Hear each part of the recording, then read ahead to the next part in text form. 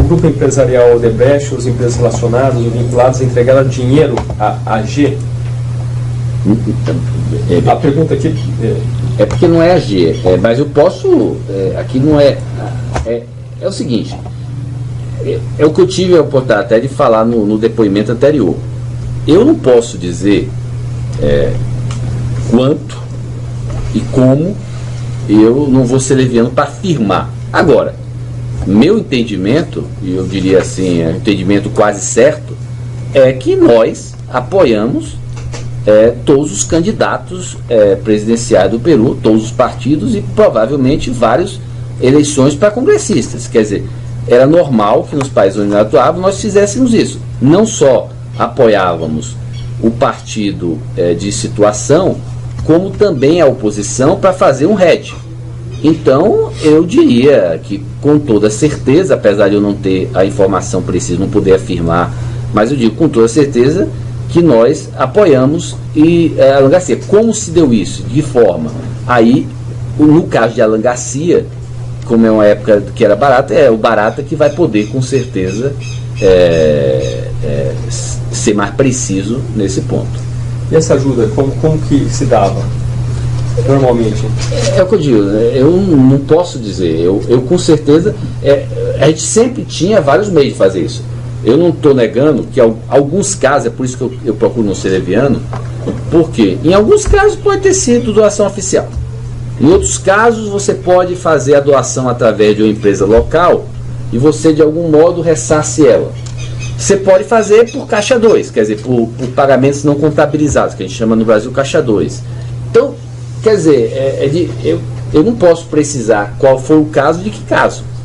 Isso, mas com certeza o Barata vai poder dizer. Eu também não posso precisar se esse pagamento envolveu ou não algum tipo de tratativa, seja uma contrapartida geral, seja um abre-portas, seja uma contrapartida específica, seja se for uma doação espontânea. Quer dizer, isso aí, no caso de Alan Garcia, aí eu digo que a pessoa que tinha relação com Alan Garcia era o Barata. No caso de Alan Garcia, com toda certeza, ele vai poder dizer, porque essa era uma relação que era do Barata, ele que tinha essa relação. Entendi. Só queria que o senhor explicasse se essa ajuda sempre se dá por meio de dinheiro, seja legalmente, por meio de doação, seja ilegalmente, com caixa 2. O senhor falou que ajudava, só quero entender se é por meio de dinheiro ou pode ser empréstimo de um carro, de um imóvel. Normalmente era o quê? Aí veja bem, é o que eu digo sempre. No Brasil, é aquela história, no Brasil, até mais ou menos a década de 90, era muito comum que inclusive as doações viessem através você não doava dinheiro, você doava camisa para o candidato, você ajudava o avião do cara. Aqui a gente acabou isso porque era uma solução. E eu não sei se no Peru qual é exatamente a prática. Inclusive, o que me informava até é que no Peru não era crime fazer doação não contabilizada, era um estudo, não era crime, alguma coisa desse tipo. Então eu não sei exatamente, e também eu sei que em alguns países você podia fazer doação como empresa estrangeira, outros países não podia. Então, em muitos casos era muito comum que, como em todos os projetos nós tínhamos sócios, o que eu entendo é que na maior parte das vezes, certo? Não apenas as tratativas políticas, como os pagamentos saíam através dos nossos sócios, entendeu? E nós encontrávamos um jeito de reembolsar eles. Então é muito provável, por exemplo, todos os projetos no Peru nós tínhamos sócios, é muito provável que os pagamentos tenham sido feitos pelos sócios e a gente reembolsado o sócio. Isso é bem provável que tenha acontecido no Peru. O senhor esteve presente com o senhor Alan Garcia? Já. Eu tive na verdade, eu conheci todos os presidentes, o Toledo, o Alan Garcia e o Ollanta Humala. Não me lembro de ter estado com a Keiko, talvez a Keiko em algum evento, mas eu não me lembro. Mas com os 3 presidentes eu tive, como o Peru sempre foi um país muito relevante para nós, eu devo ter estado em média 1 a 2 vezes por ano, no Peru, talvez em alguns anos 3 vezes, mas em média 1 a 2 vezes, e em todas as vezes que eu ia ao Peru eu procurava estar com o presidente. Então eu estive várias vezes com todos os 3 presidentes. Em relação ao Alan Garcia, em um desses contatos foi solicitado alguma coisa ao senhor em termos de doação, de contribuição para campanhas? Não, eu me lembro que o Toledo eu não me lembro porque é mais antigo. No caso de Alan Garcia, no caso de Ollantaytamala, eu sabia daquele apoio que foi dado até aí sim, por minha autorização, porque foi um recurso que veio do Brasil para o Ollantaytamala, e que eu expliquei no último depoimento. Nesse caso foi o único que a gente tratou e ele me agradeceu este acordo específico. Não, o Alan Garcia, ele sempre dizia que, não, olha, o Barata está me apoiando, agradeço, tá, entendeu? O apoio de vocês. Ou seja, dava a entender que a gente estava apoiando ele, e eu entendo que este apoio envolvia com certeza algum apoio à campanha, tá certo? Não sei se diretamente a campanha dele ou a campanha dos congressistas, do partido dele. Que proyectos ha conversado o conversou com o presidente Alan Garcia? Alan Garcia, eu me lembro que a gente conversou muito sobre o gasoduto, por essa questão do Contur, e eu me lembro que era o metrô. Eram os 2 projetos que os 2 projetos assim, mais assim prioritários, digamos assim, para Alan Garcia.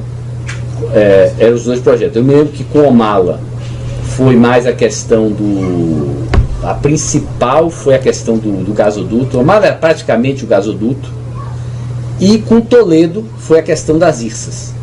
Era o projeto de Toledo, era as IRSAs, entendeu?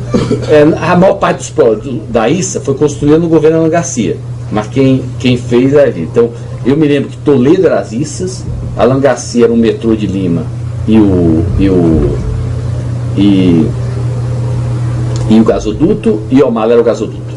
En las obras o en los proyectos que usted ha hecho referencia, que ha conversado con Alan Garcia, ¿sobre qué temas han tratado? Veja bem, muitas vezes o que acontecia? Eu quando ia até essa reunião, o Mamere e o Barata em geral iam comigo. O que é que eles pediam para mim?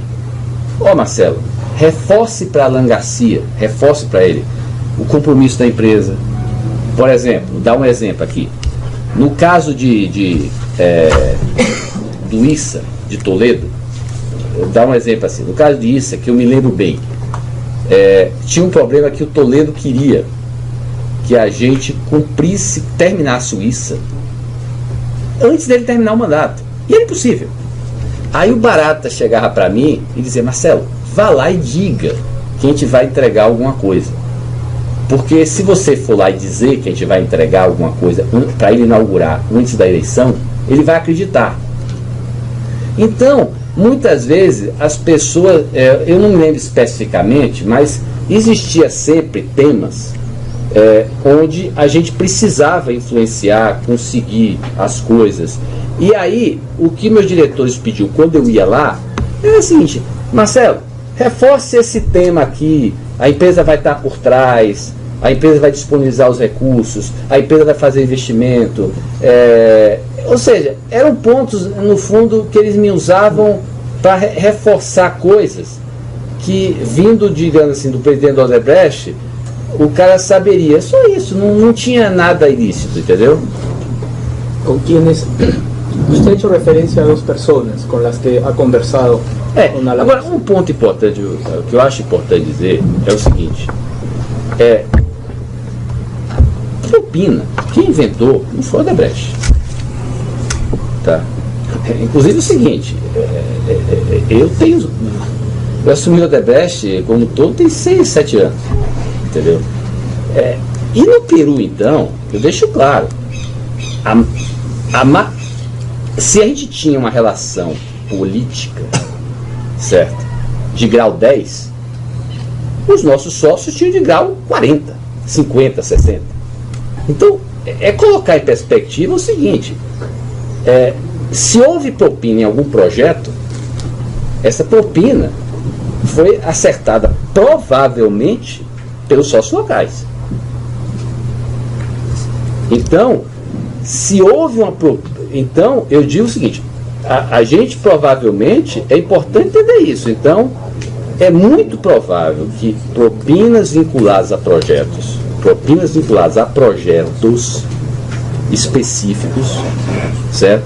Eu acho que o Barata ou o Boleira vão poder, com toda certeza, indicar se houve contribuições de campanha nossas aos candidatos a presidente, alguns candidatos. Mas provavelmente propinas relacionadas a projetos específicos, se houve, eu acho difícil que um empresário peruano ou um político peruano delegue a uma empresa brasileira a negociação de algo dessa maneira. Então, provavelmente, propinas relativas a projetos específicos devem ter sido negociadas e pagas por empresários peruanos.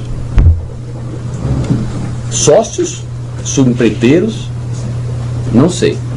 Mas eu não acho que um político, um governador, um alcalde, um congressista, um funcionário público de uma estatal peruana, eu não acho que ela negociaria com a empresa brasileira, com o brasileiro. Ela provavelmente negociaria, se existiria muito mais a vontade de negociar com um subcontratista ou um sócio peruano, e ele avisava a gente quanto era o custo, nós reembolsaríamos ele. Imagino, para mim não faz sentido relacionar a Odebrecht com propinas específicas. Não estou dizendo que não havia pagamentos da Odebrecht para as campanhas a presidente. Aí sim eu sei que Barata tinha relação. No caso de Ollantaytamala, eu sei que nós tínhamos mais acesso ao Ollantaytamala. No caso específico de Ollantaytamala, nós tínhamos mais acesso ao Ollantaytamala do que os empresários peruanos, que viviam em briga com ele. Isso é verdade. E esse acesso ao Ollantaytamala foi conseguido pela relação que a gente tinha com o PT aqui no Brasil e por esse recurso. Então, mas com exceção de Ollantaytamala, todos os outros presidentes, o acesso que os empresários locais, nossos sócios, subcontratados e concorrentes tinham, era muito maior do que o acesso que a Odebrecht tinha. É porque, infelizmente, é o seguinte, é que a Odebrecht resolveu colaborar. Nós estamos desnudando as coisas, nós estamos falando, mas com certeza o que a Odebrecht pode nos desnudar em relação ao Peru é 5% do que existe no Peru. Vamos encarar essa realidade. É porque nós somos a única empresa que está colaborando. Então, o Ministério Público aqui do Brasil e o Brasil procurou fazer com que as empresas brasileiras colaborassem não só em relação ao que elas fizeram aqui, como elas fizeram lá fora. Agora, então o que a gente fez já está dito aqui ao Brasil. Agora precisa saber o que as outras fizeram. ¿Barata ha dado un pagamento no contabilizado a Alan García? Não sei. Imagino que isso eu digo da maneira que a gente atuava é o seguinte. Imagino que todos receberam, ou direto ou indiretamente, ou quando eu digo direto ou indiretamente, ou não contabilizado de uma maneira diretamente, ou através de parceiros nossos que depois eram reembolsados. Mas é o que eu disse. O que é que eu digo? Todo lugar que a gente tinha uma relação política mais presente, em geral nesses lugares, você, naquele tripé, você apoiava o projeto político. Quer dizer que se a pessoa tinha uma relação grande com você, em geral, você era um grande doador. Se a doação era lícita ou ilícita, aí cabe a cada um dizer. Mas, normalmente, será um doador.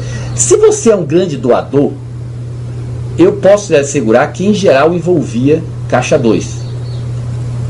Porque, em geral, um volume de caixa de doação oficial chamaria a atenção da mídia, chamaria. Então, eu sempre digo, eu não sei se houve licitude, mas se me perguntar ali, eu vou dizer com toda certeza, mesmo sem saber especificamente, eu acho que ali no Peru, pela relação que a gente tinha com todos os grandes candidatos a presidente, eu creio que houve sempre algum tipo de pagamento não contabilizado ou ressarcimento de outros que fizeram doação.